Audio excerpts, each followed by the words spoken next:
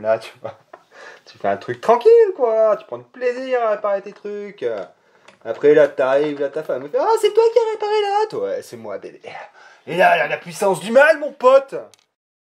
Salut à tous, bon on se retrouve dans un petit format archibase très rapide puisque bah, là il m'est encore arrivé une connerie là sur une note, donc j'avais envie d'en profiter.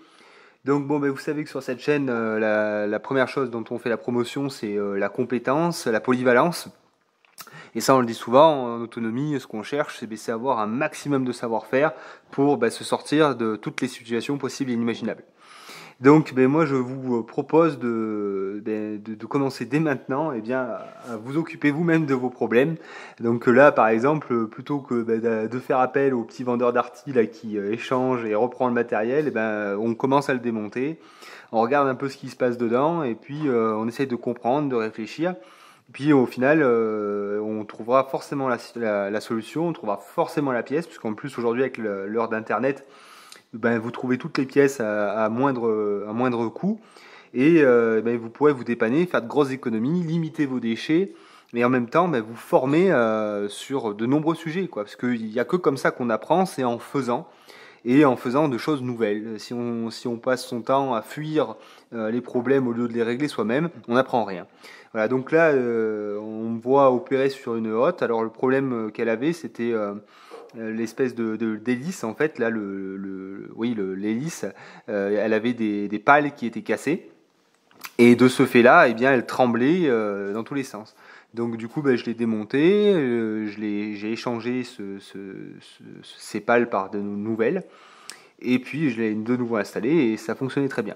Donc voilà, donc moi je vous invite dès qu'il vous arrive une bricole hein, parce que bon vous n'allez pas vous remettre, enfin je veux dire il y a des choses qui nécessitent beaucoup plus de temps, hein. Par exemple, vous n'allez pas refaire le moteur de votre voiture alors que vous travaillez 39 heures par semaine. Enfin bon, il y a peut-être des choses que on va peut-être limiter. Mais quand il s'agit de bricoles, au lieu de jeter tout de suite, au lieu de déléguer tout de suite, on commence déjà soi-même par démonter, par essayer de faire.